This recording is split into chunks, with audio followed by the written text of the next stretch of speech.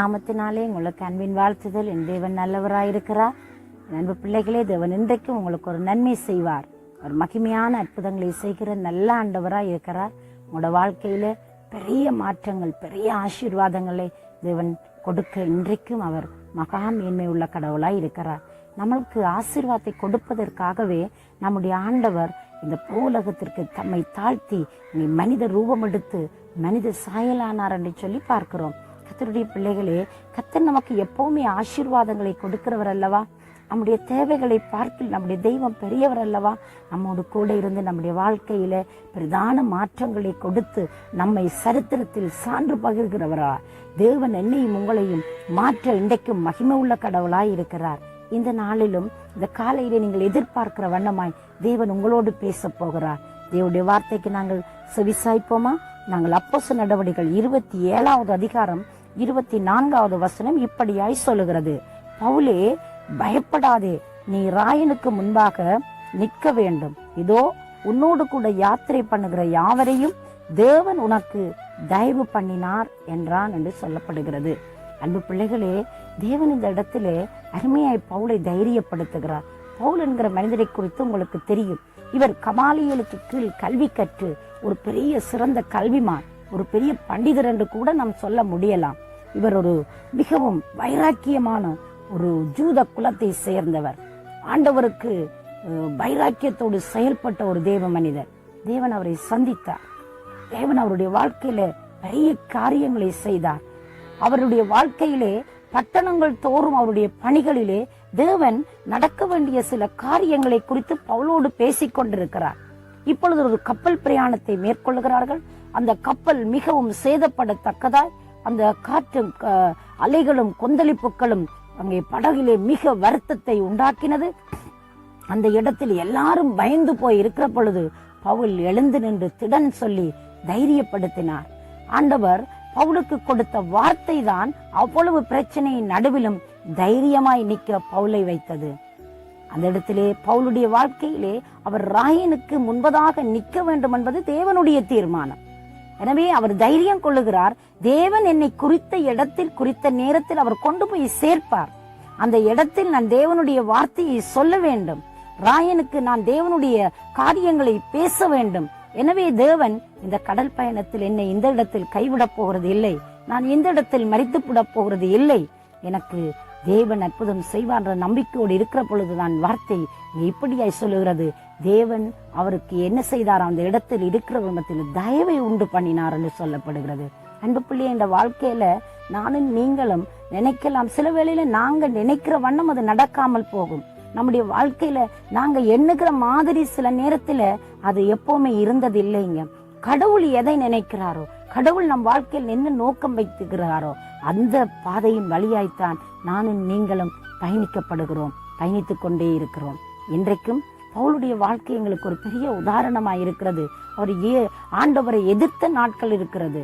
அறியாமையினால் அவர் எதிர்த்த பொழுதும் ஆண்டவர் அவரை சந்தித்து மறுபடி விடுவித்த பொழுது அவர் ஆண்டவருக்கென்று அங்கே சாதனை படைக்கிற ஒரு நல்ல தேவ மனிதனாய் மாறினார்.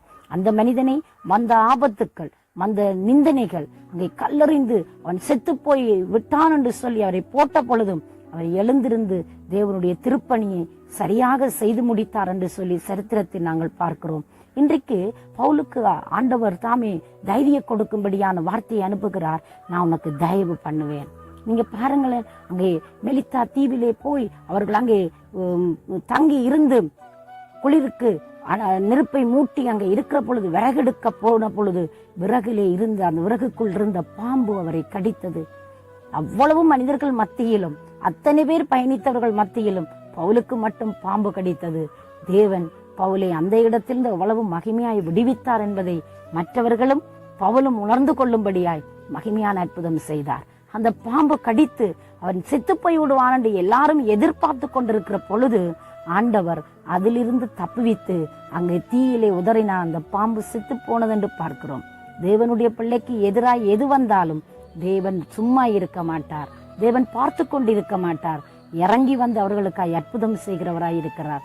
செங்கடலை பிளந்து நடத்துற பொழுது ஆண்டவர் மோசைக்கு சொல்லுகிறார், நீங்கள் அமிழ்ந்து போக மாட்டீங்க, நீங்க அழிஞ்சு போக மாட்டீங்க, நீங்க சும்மா இருப்பீங்க, நான் உங்களுக்காய் யுத்தம் பண்ணுவேன் என்று சொன்னார். பாத்தீங்களா, ஆண்டவருடைய யுத்தத்தை எந்த செங்கடல் அவர்களுக்கு தடையாயிருந்ததோ அது பயந்து ஒதுங்கி நின்றது போல 2ஆய் பிரிந்தது.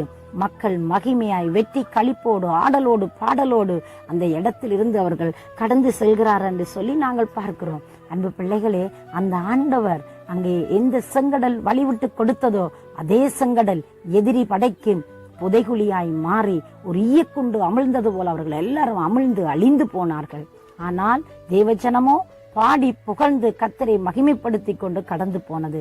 பவுல் செத்து போய் விடுவான் என்று சொல்லி எல்லாரும் நினைத்த பொழுது தேவன் அதிலிருந்து தப்புவித்து எல்லார் மத்தியிலும் தயவை உண்டு பண்ணி தேவனுடைய திட்டத்தின் பால் தேவனுடைய சித்தத்தின்படி அவர் எல்லாவற்றிலும் எல்லா இடங்களிலும் தேவனுடைய வார்த்தையை திருவசனத்தை வல்லமையாய் அதிகாரத்தோடு ஆதாரத்தோடு பிரசங்கம் பண்ணி தேவனே அங்கே மகிமையானவர் கர்த்தரே தெய்வம் என்பதை உறுதிப்படுத்தினார்.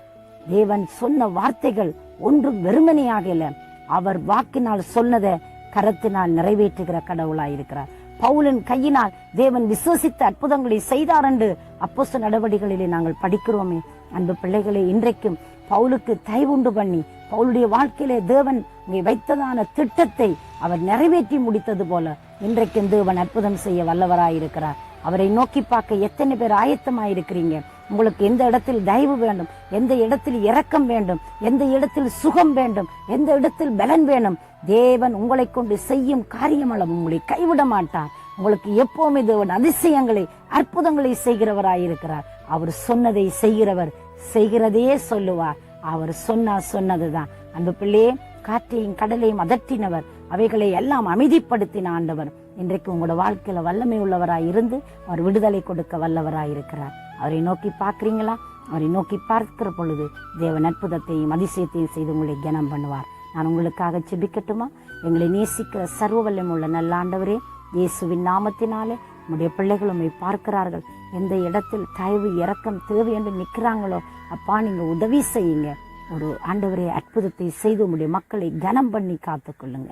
இயேசுவின் நாமத்தை ஜெபிக்கிறேன் ஜீவனுள்ள நல்ல பிதாவே, ஆமென், ஆமென். தேவன் தாமே உங்களை நிறைவாய் ஆசீர்வதிப்பாரார்.